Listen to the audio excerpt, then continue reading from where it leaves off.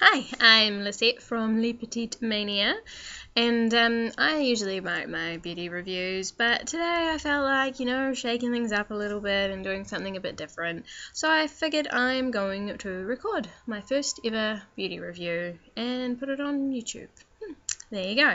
Now I'm going to talk today about Antipodes mineral makeup. It's been around for a little while now and it's got some pretty good reviews. I'm just gonna basically fill you in on my thoughts and feelings about this product. I've had this for about a year myself, and something I did notice was that mineral makeup in general is kind of suited to people with kind of oil-rich skin. There's people who don't really like liquid foundation. They find it to be a little oily, and when they use it, their skin gets shiny throughout the day. You see, I never have that problem. I've got pretty dry skin. I don't have a lot of water content in my skin, so all of the moisturizers I use tend to be quite high in water. Oil-wise, I'm alright. I'm okay. I get a little greasy around here, like if I use the wrong kind of concealer around my nose area or here, I will get oily skin. However, I can also get some pretty nasty dry patches around there and here. So I'm combination, but leaning towards dry, moisture lacking. So these products, or any mineral makeup at all, is kind of a little bit of a risk for me because I would probably get a cumulative dryness if I use it over a period of time. As far as Antipodes goes, it's relatively moist for a powdery mineral foundation. It's not bad. It's a nice product.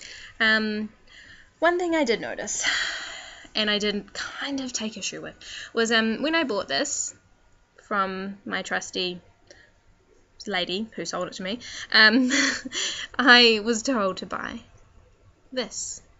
This is a kabuki brush that comes with it, and it is made out of goat hair. I know, it's kind of gross. I thought that was kind of gross. So, I don't know. I don't know what your thoughts are on using a goat's fur and rubbing it over your face.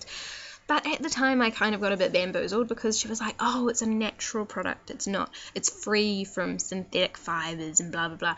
And she told me, oh, if you don't use the goat kabuki and you go and use a synthetic brush like this one, the fibers are not natural enough to pick up the natural minerals in the product. And then it won't distribute them as nicely and evenly. I don't know.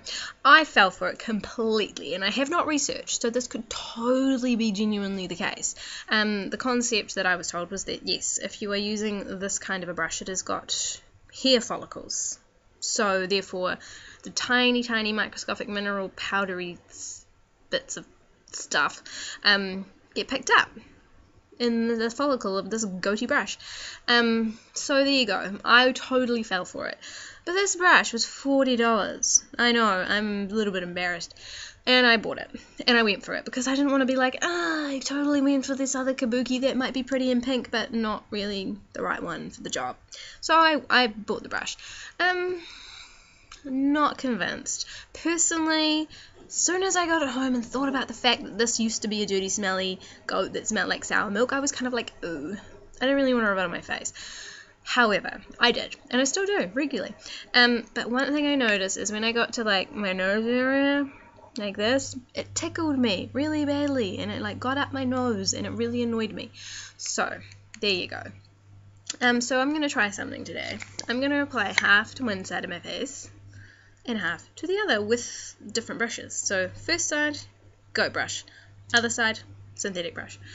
So the trick is, I'm getting used to this whole camera weird thing. So you got the lid and you got the thingy. So as you can see here, I've got some stuff that's already come out of the little holes, and you tap it in. Tap, tap, tap. Tap a little into your lid. And then you brush your kabuki goat into the lid, and it's all evenly distributed all over your kabuki goat brush. And then you have got a nicely coated kabuki, and that's when you start to circle. Sorry, that's the sound I make when I put makeup on. Not really, just today. So here we go. We're circling the face.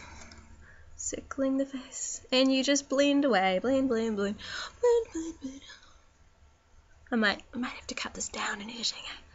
So there we go. Just the guide brush is stabbing my nose. Anyway, you get the idea.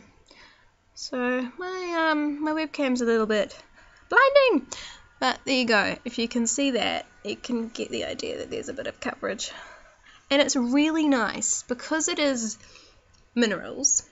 It kind of gives you a really porcelainy, beautiful kind of coverage. So it is really, really nice. Like if that's what you're going for, a kind of porcelain appeal, then totally loving this idea.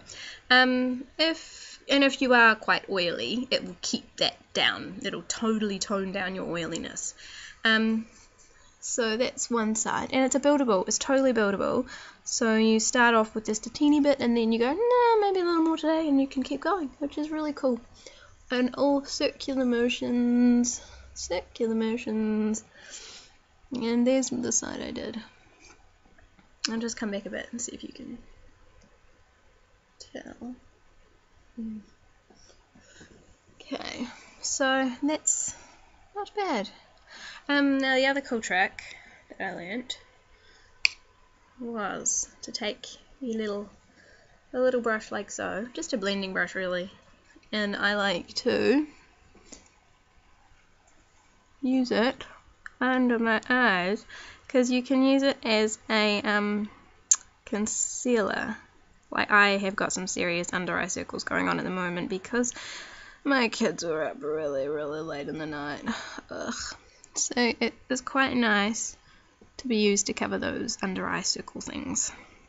And it is buildable once again, so you can just go over it again and again. And another trick that I was told, you can just use a little bit of water if you wanted to make it a bit more of a thicker paste. But I quite like how it dabs into your skin.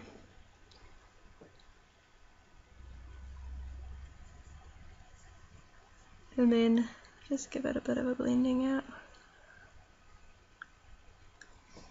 And yeah, it is cool. It's pretty cool. As far as keeping it on, it works better, and it is recommended that you use a liberal amount of moisturizer underneath it. Now, I would kind of, depending on how oil rich your skin is, I would adjust that. So if you have really oil rich skin, I'd maybe dial it back a bit on the moisturizer, because during the day your skin might get oilier, and then this product will stay on, and not only stay on better from the oil, but it will absorb all of that shininess, and you probably won't get any. Yeah. And for me personally, yeah, I need the moisturizer on there to stop this from drying my skin out, so I'm definitely a fan of using that. So now we're going to do this side. This is with the big fluffy brush. I don't know if it makes a huge difference, but to me personally it does, because I don't know, this does not tickle my nose. This doesn't stab me in the nostril, and I prefer that. So here we go. Same sort of circular motions. A little bit on the brow bone. And what I really like about this is that it's so much softer. So I don't have a problem with getting right up in my eyes with this, but with this it's quite stabby. So, and it's firm. Like, goats are bristly animals, you know, they're all firm and spiky. So they're not the softest. It's not like a kitten. You're not dusting on your stuff with a kitten here. This is a spiky goat. So totally synthetic puffy brush all the way, I'd have to say. Sorry, Antipodes. I'm not a fan of your goat brush. But yeah, that feels better for me. And I mean, coverage wise, is the same. So yeah, different strokes for different folks. So here we go and it sits on better with the concealing option if you pat it in like this, I've discovered. Pat, pat, pat, pat, pat, pat, and then maybe like a tiny bit of stroking out.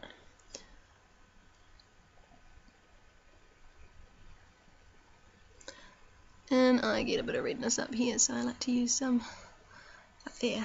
The cool trick about this product is it's actually got ingredients in it to help with redness, and I am your typical English rose, so I get some serious redness going on, especially up here in my nose, which gets caned by the sun, and my cheeks flush really easily. Doesn't matter what I do, I can go for a little bit of a walk and I'll go puff. And so this kind of product is awesome. There are also other products by Antipodes that you can use in conjunction with this to help minimize that redness. Some of their oil serums are really good for redness issues, so if that's your boggle, totally check it out, because that's even better if you're going to mix like a concealer with this product. Using the serums that reduce redness with a makeup that reduces redness is just like a match made in heaven. So yeah, that's the basic gist of Antipodes mineral makeup. I mean, it is a really, really cool product if you're into mineral makeup. But if, like me, you love liquid foundation like I do, maybe not so much. For me personally, I do find this really, really cool. Yeah, as I said, chuck on some BB cream in the morning, dull the shininess and the dewiness down with a little bit of this, dust it over real quick, maybe hit that nose, hit the cheeks a little to get rid of the redness.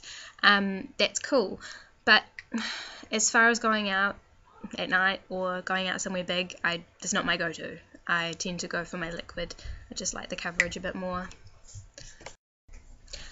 Yeah, I've had this for about a year, and to be honest, I haven't really used it enough to get its money's worth. So I don't know, that could just be me, because I'm not a fan of minerals, really, to be honest. But if you are a fan of minerals, then this is the one for you. Okay, hope you enjoyed my review. See ya.